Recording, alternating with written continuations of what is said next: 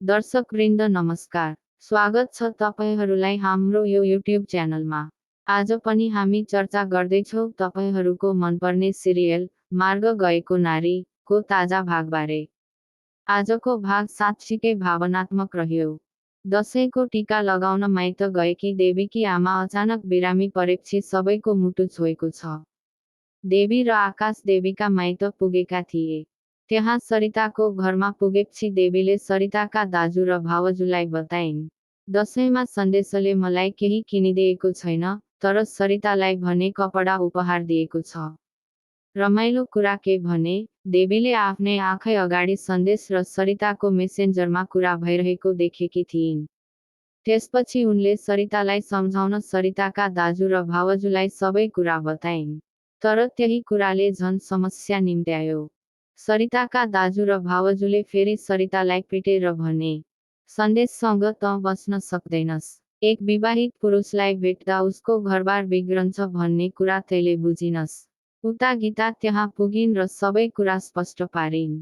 उनले भनिन्, सन्देशसँग भेटेपछि दाजु बहिनीको सम्बन्ध पनि टुट्न सक्छ। त्यही बेला उता देवीकी आमा बिरामी भएर ढलिन्। देवीले आकाशलाई फोन गर्न खोजिन्, तर फोन माइतमै छुटेको रहेछ।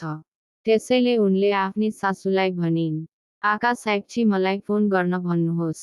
तर सासूले त्यो कुरा आकाशलाई भनेनिन्। केही छिनपछि देवीले दिनेशलाई भेटिन्।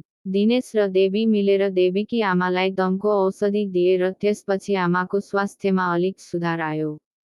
आमाले दिनेशको सहयोगको बारेमा सबै कुरा देवीलाई बताइन् र देवीले पनि धन्यवाद दिइन्।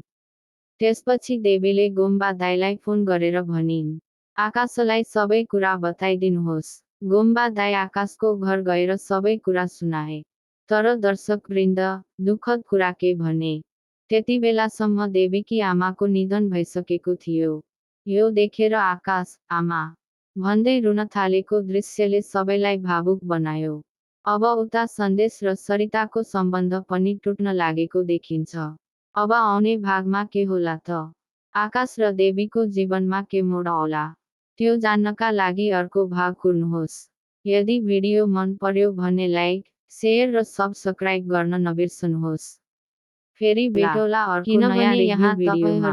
धन्यवाद।